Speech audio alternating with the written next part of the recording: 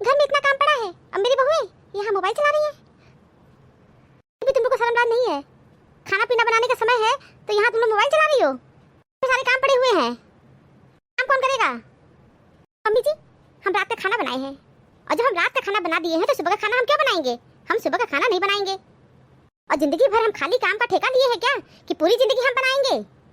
ठीक है, हम बड़ी बहू थे, इस घर में आए पहले, लेकिन हम काम किए ना। 8 साल तक सबको बनाए खिलाए हैं। अब हम कोई काम नहीं करेंगे, बता दिए आपको। फिर भी हम शाम का खाना रोज बना रहे हैं, इसके बावजूद भी आप सुबह आ गई और कर कर कर कर कर कर करना शुरू कर दी। बंटी की मम्मी, हम तुमको नहीं बोल रहे हैं, दोनों लोग को बोल रहे हैं, समझ गई? तुम तो कुछ कायदे से सुनती नहीं हो, सोचती समझती हो नहीं, शुरू हो जाती हो। मम्मी जी, जो काम नहीं कर रहा है उससे जाके कहिए ना, हमसे क्यों कह रही हैं आप?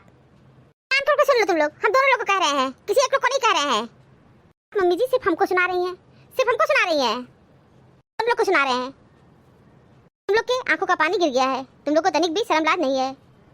माता पिता तुम लोग को कोई संस्कार नहीं दिए हैं। देखिए मम्मी जी, हमारे मम्मी पापा के संस्कारों पे मत चढ़िए। हमारे मम्मी पापा बहुत संस्कार हमको दिए हैं, समझ गई? सारी जिंदगी हम काम किए, इसके बावजूद भी आज भी आपकी आदत सुधरी नहीं है, आप हमको ही सुना रही हैं। हे भगवान, बंटी की मम्मी अगर शुरू हो जाती है तो चुप होने का नाम नहीं लेती है। दीक्षा, मैं तुमसे बात कर रही हूँ। दीक्षा। हाँ मम्मी जी, कुछ बोल रही हैं क्या आप? यहाँ कब से खड़ी हूँ और तुमको कुछ सुनाई नहीं दे रहा है? मोबाइल पर से अपना ध्यान हटाओ, तो मेरी बात सुनोगी? हाँ मम्मी जी बताइए। मैं क्या है ना, वेब सीरीज देख रही थी मम्मी जी।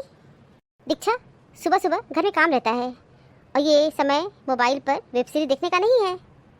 मैं ये कहने आई हूँ कि जाके दोनों लोग घर का सारा काम करो।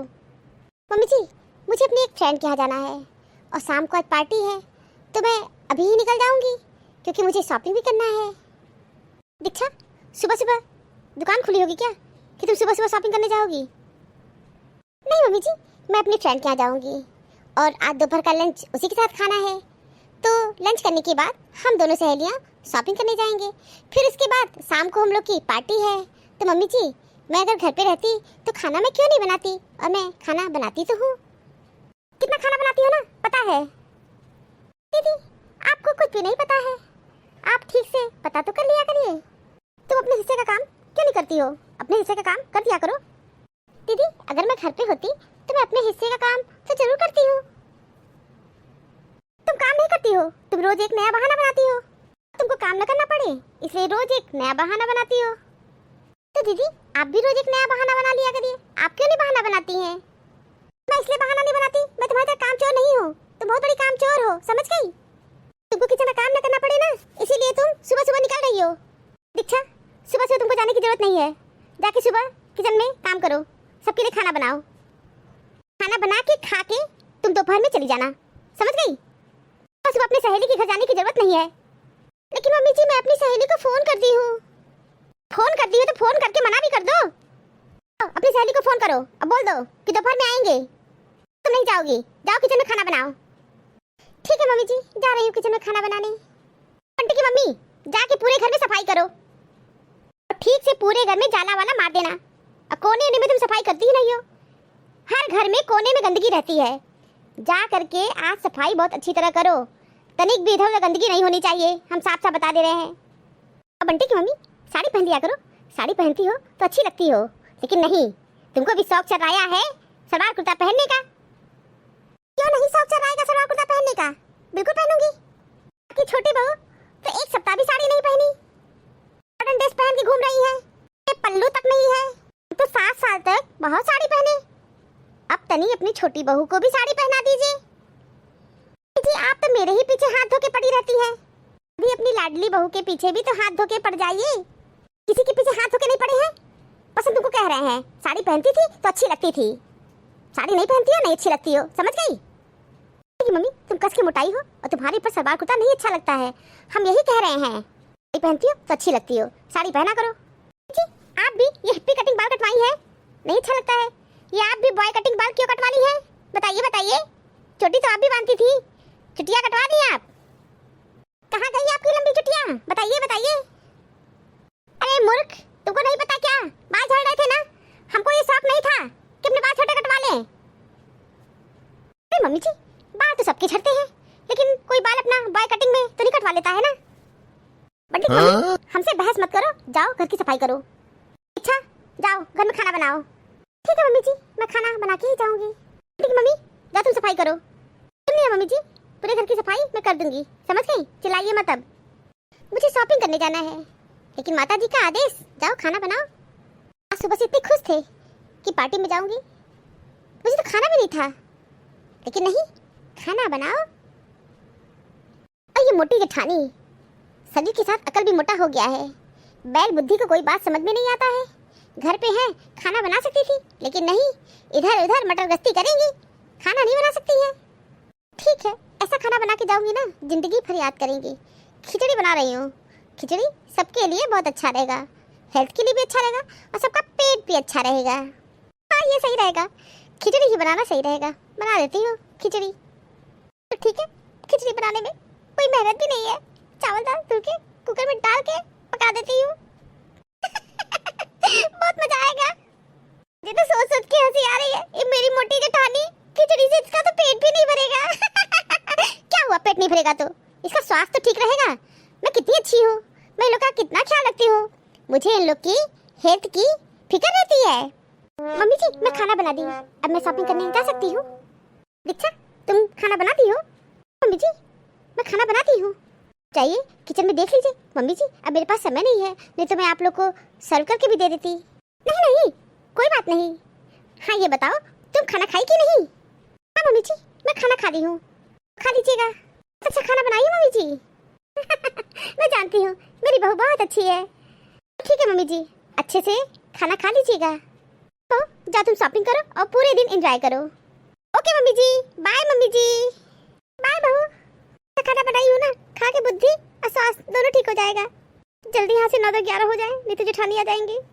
तो मोटी शुरू हो गई तो चुप होने का तो नाम ही नहीं लेती है।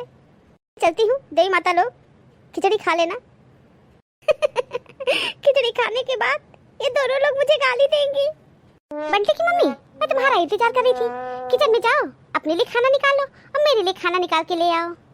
ठीक है मम्मी जी मैं जा रही हूँ। देखो तुम बेवजह ही चिल्ला रही थी, और छोटी बहू कितनी अच्छी है, खाना बना के गई है। कितनी बार तुमको समझाए हैं कि बंटी की मम्मी तुम मत चिल्लाया करो सुबह सुबह। को अपने फ्रेंड के यहाँ जाना था और वहीं पे उसको लंच करना था, लेकिन मेरा कहा मानी और नहीं गई और खाना बना के गई।